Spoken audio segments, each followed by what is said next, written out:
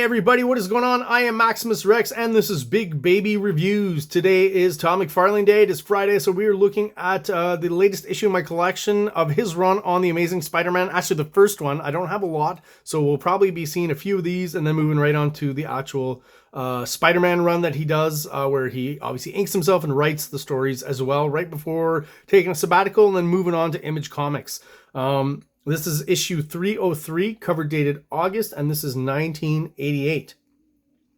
So, a few things about the cover. Not much to say. It's kind of a typical McFarlane run, Amazing Spider-Man cover. You know, harkens back more to classic Marvel overall, but we're starting to see hints of his style. But the way I would describe Todd McFarlane and his artwork, I feel like with the Amazing Spider-Man, he's drawing for someone else, right? And he's kind of working in his style slowly but surely and working in things that he wants to do and kind of still working on his actual style and what he wants to do and kind of put out there. So Amazing Spider-Man to me, once he starts inking himself, is kind of the McFarlane doing and adding cartoonier elements to his artwork. And then when he moves on to Spider-Man is where he kind of throws in the darker kind of horror elements, and that also is replicating the artwork where there's a lot more black space, a lot more detail, a lot more grit, a lot more texture, right? So I feel like that's kind of the evolution that we're going to see across these few issues here with Amazing Spider-Man and then on to Spider-Man. So here he's working on the cartooniness, the dynamics, you know, in the artwork, the perspective, foreshortening, all that stuff. And then, you know, near the end of this Amazing Spider-Man run and towards his actual Spider-Man run, the artwork takes a darker turn that obviously will lead to what he does in Spawn, right? So kind of the start of it here. And you know, I'll be comparing with stuff that we've looked at before just to see where we're at with McFarlane and his style. So again, fairly still kind of mundane cover. I find this is an odd color in the background here, not super attractive as far as comic books go. I don't know why. It's just an odd choice to me. All right, let's have a look inside. So right away, we get the super cool Todd McFarlane shot, although I was a bit confused because I feel like we're looking up at him maybe, but then this indicates that we're looking down on him. So I feel like the point of view was a little bit confusing at first, but I mean, it still works if you don't think about it too much. It still just looks kind of cool, you know. He's already started introducing slowly this what was called by the editor spaghetti webbing, right, which he got shit on for, but that became basically Spider-Man staple. That's how you draw it now. And yeah, just a great obviously opening shot, and the trope of the full moon that McFarlane obviously used pretty much over all of his work. If it took place at night, you could pretty much be guaranteed that it was a full moon. I think McFarlane, the McFarlane universe only has, the moon is only ever full, basically. Every night it's full. So, creative team, David Michelini, writer, Tom McFarlane, artist, Rick Parker, lettering, and Bob Sharon doing color.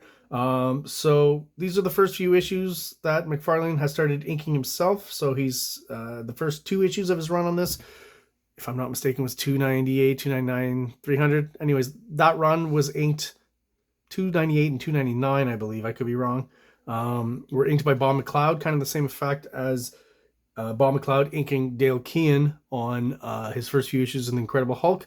It's clearly to help that artist kind of settle into the Marvel house style, but McFarlane and Dale Keown, obviously, once they get their hand at being able to ink themselves, kind of start to distinguish themselves and push away from that Marvel house style and you know, for lack of a better word, start to, you know, imagify, I guess is how I'd say it, their artwork slowly, the evolution towards their image style. This little bit's clever, right? Because he's at the docks, and I guess it's the name of the story is Doc Savage, and they've used the old Doc Savage font from the pulp books of that character. We're working pretty hard in the backgrounds here. I think those are really good buildings. Clearly the Empire State Building here. Every time you play a Spider-Man video game, you go there at least a few times. And again, more of these, you know, what will become, but he's still working it out. It's not yet there on all the marketing and stuff for Marvel, but, you know, we're starting to see those poses that will be all of Marvel's marketing at some point when McFarlane becomes, you know, the superstar that he becomes eventually. Still some of that shooterism storytelling that I keep talking about. Lots of panels on the page, lots of mid shots, you know, other than that first splash page. McFarlane here, though, you know, doing a 3-panel page of storytelling, that's kind of unheard of at that point. Using those verticals that he becomes famous for. Always does pretty well, too. I think it saves on drawing, really, is why he does it. But it looks cool. I think it really works. So you got some action shots here of Sandman fighting robots, training. Looks all right. So I'm talking about McFarlane's cartoony style. So as we go through these pages, you'll notice there's not a lot of dark shadows, right? Not a lot of stuff that you'd recognize from later on in the Spider-Man run, where it's a little more horror oriented. That's really hard to say. Horror orientated. But again, here the focus seems to be working out his cartoony aspect to what he does, right? Slowly but surely he's adding a bit more line work and stuff, but that comes later. It's still fairly simple and not as busy as we'd come to get used to from McFarlane. Here's kind of an example too, where like it harkens back. I feel like Silver Sable here almost looks like one of his Infinity Inc. Kind of drawings, right? To me, you can still see a lot of that in here. It's not that far back in years, right? So he's still pretty close to that Infinity Inc. style, and I see some of that in here, I feel. Oh, another, the McFarlane vertical establishing shot I think is awesome. He uses it so much.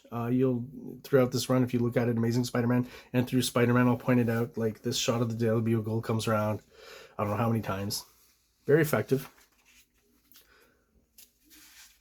Something weird going on in the face here. I don't think the quality of the printing helps, but the nose tends to seems to disappear a bit here and be at an odd angle. I don't know if it's me.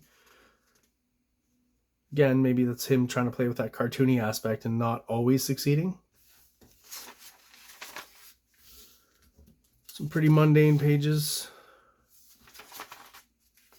Obviously, McFarlane's having to follow a basic plot, probably not a script, but a plot here. So, you know, not being able necessarily to draw everything that he would like to, or just the stuff that he would like to.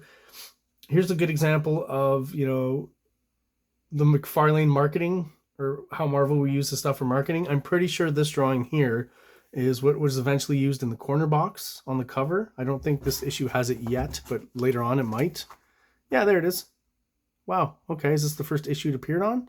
That would make sense. If 302 doesn't have it, then clearly they've lifted it from here. But I'm looking at the loops. You know, they left this loop out because it was too big maybe, but it does seem to be exactly the same piece of artwork. But yeah, this is, you know, where they start using the McFarlane Spider-Man for marketing purposes. Because his becomes the definitive Spider-Man at that point, eventually in the late 80s, early 90s, replacing the John Romita Spider-Man that everyone been drawing since the late 60s. Here's a good example of a very kind of cartoony. This is almost like, to me, more of a comic strip kind of level drawing. Not that it's bad, but, you know, that's more of what I feel here in this particular panel.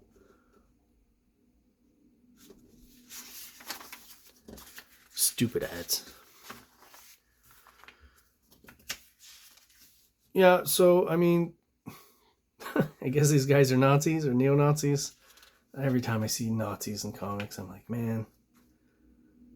Not that I've, you know, it's just such an easy trope to use.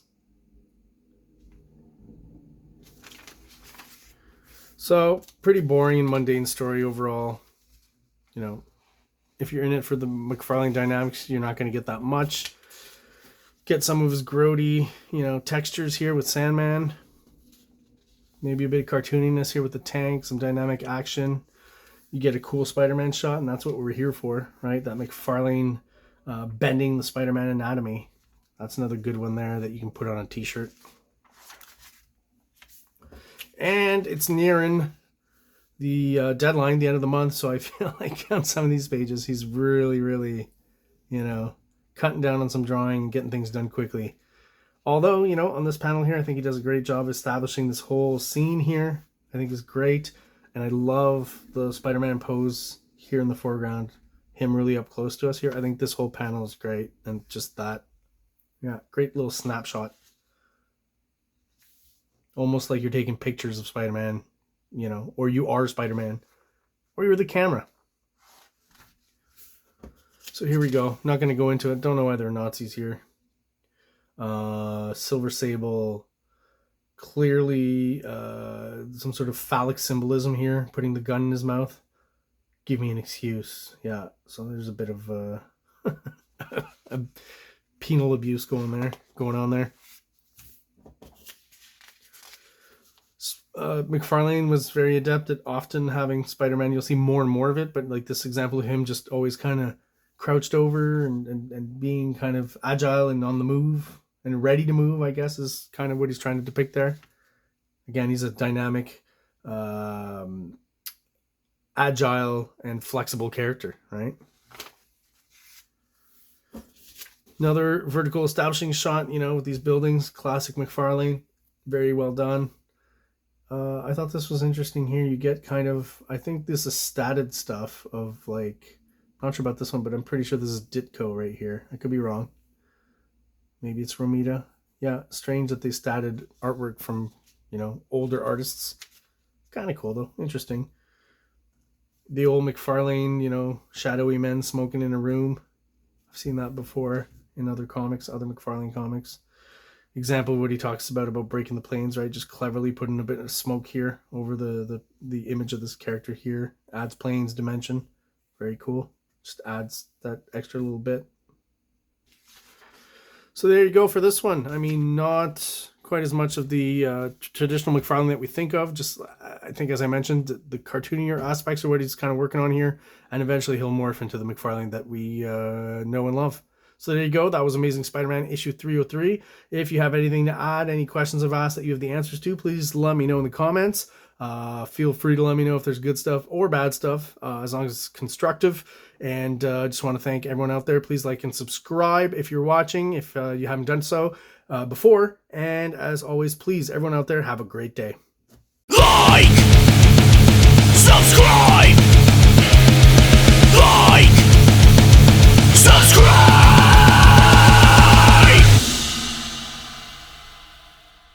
King Comics presents Big Baby, Volume 1, Issues 1 to 13. 204 pages of story and art. King Comics also presents Star Crasher one-shot, 32 pages, cosmic sci-fi surrealist adventure. You can find these fine comics at KingComics.CA, at MaximusRex13 on Instagram, or on Facebook, MaxRex or Big Baby.